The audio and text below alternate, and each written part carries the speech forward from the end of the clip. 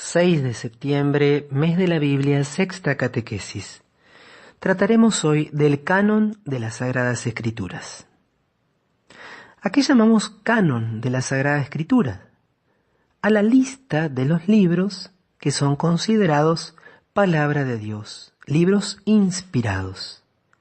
¿Cómo se formó ese canon? Nos dice el Catecismo, la tradición apostólica hizo discernir a la Iglesia qué escritos constituyen la lista de los libros santos. Esta lista integral es llamada canon de las Escrituras. Este tema el Catecismo no lo desarrolla en detalle, pero hay muchas fuentes que podemos consultar en Internet que nos pueden dar una información mayor.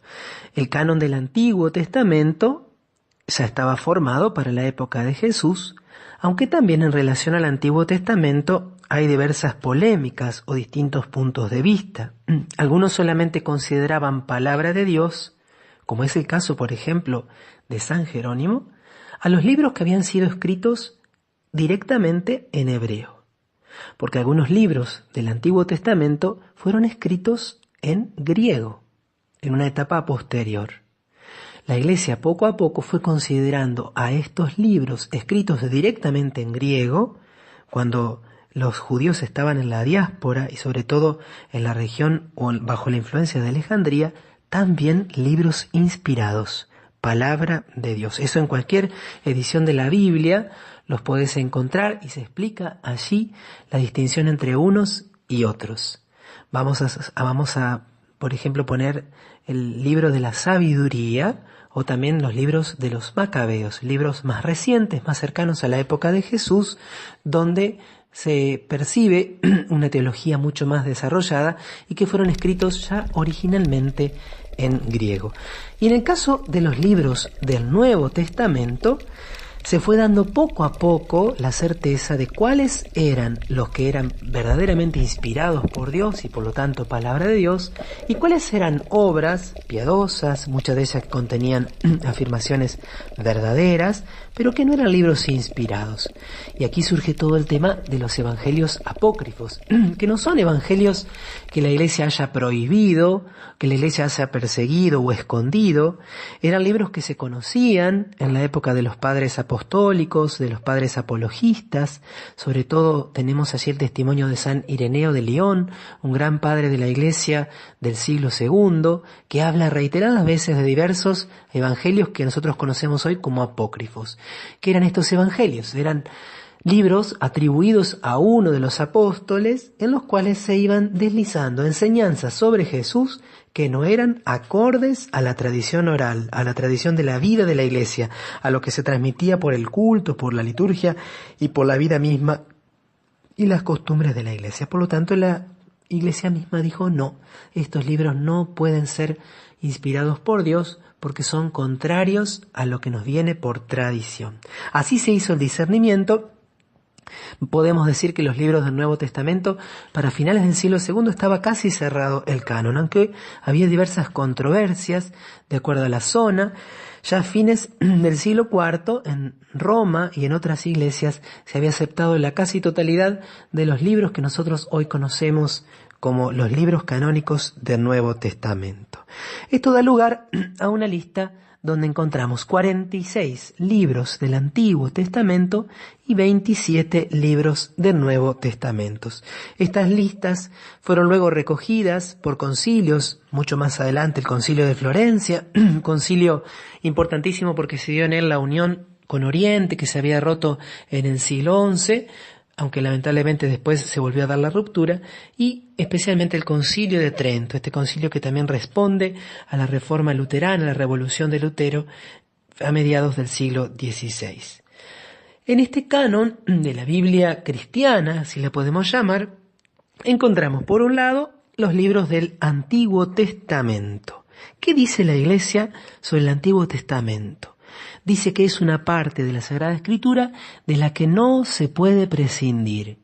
Sus libros son divinamente inspirados y conservan un valor permanente, porque la antigua alianza no ha sido revocada. Las palabras que dijo Dios son para siempre. Por eso, si bien nosotros por cuestiones de practicidad y a veces de economía, publicamos, compramos, tenemos el Nuevo Testamento solo o incluso los 4 evangelios solos, es importante que en cada casa de un cristiano esté toda la Biblia, Antiguo y Nuevo Testamento. Y dice el Catecismo que el fin principal de la economía del Antiguo Testamento era preparar la venida de Cristo Redentor universal. Aunque contienen elementos imperfectos y pasajeros, no tenemos que olvidar esto, sin embargo los libros del Antiguo Testamento dan testimonio de toda la pedagogía divina del amor salvífico de Dios. Contienen enseñanzas sublimes sobre Dios y una sabiduría salvadora acerca de la vida del hombre. Encierran admirables tesoros de oración y en ellos se esconden el misterio de nuestra salvación.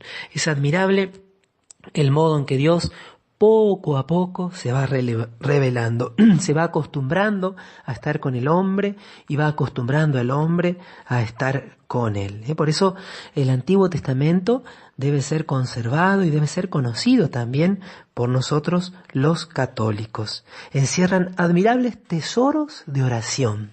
Podemos pensar en los libros de los Salmos, ¿no? Que expresan con tanta fuerza todos los sentimientos del alma humana, que pueden ser leídos por cualquier orante, pero que cuando lo leemos incluso bajo la mirada de Cristo, cuando le damos un sentido cristológico y eclesiológico, adquieren su máxima expresión y belleza. Y también una sabiduría divina acerca de la vida del hombre. Dentro de la enseñanza moral del Antiguo Testamento, evidentemente que hay algunas cuestiones que son imperfectas. Por ejemplo, cuando Moisés autoriza al divorcio y al formar un nuevo matrimonio. Después Jesús va a decir, al principio no era así, Moisés le permitió por la dureza de sus corazones. Y así hay muchas normas morales del Antiguo Testamento que fueron superadas en el Evangelio. Pero incluso en el marco del Antiguo Testamento tenían un sentido de superación, de elevación. Pensemos, por ejemplo, del Antiguo Testamento, la ley del talión. Ojo por ojo, diente por diente. Algunos dicen, el Antiguo Testamento, ojo por ojo, diente por diente. Pero en el momento en que esa norma fue promulgada, era una norma de elevación moral. ¿Por qué? Porque en la antigüedad se practicaba muchas veces la venganza ilimitada. Por lo cual, si alguien te lastimaba un ojo, vos lo podías matar. O si alguien te robaba una vaca, vos le podías robar 10 o matarle 10 vacas. Bueno, esta norma, ojo por ojo, diente por diente, pone un límite a la venganza y establece un criterio de proporción y de justicia. Así que también en el Antiguo Testamento, pese a su imperfección, encontramos, sobre todo teniendo en cuenta el clima moral o el estado en que vivía todavía la humanidad, un notable desarrollo. Pensemos, por ejemplo, en la prohibición de los sacrificios humanos, que era una práctica bastante común en muchas religiones antiguas. Los cristianos veneran el Antiguo Testamento como verdadera palabra de Dios. La Iglesia ha rechazado siempre vigorosamente la idea de prescindir del Antiguo Testamento sobre pretexto de que el Nuevo lo habría hecho caduco. Esto es una verdadera herejía que se llama marcionismo. Marción pensaba, decía, enseñaba que había como 2 dioses, un Dios malo del Antiguo Testamento y un Dios bueno, el Dios verdadero, el del Nuevo. Nosotros afirmamos la unidad del designio divino, afirmamos la unidad de los 2 testamentos. Ojalá también que esto nos sirva a todos para introducirnos un poquito más en el Antiguo Testamento. Por supuesto, leyéndolo siempre bajo la guía de la Iglesia.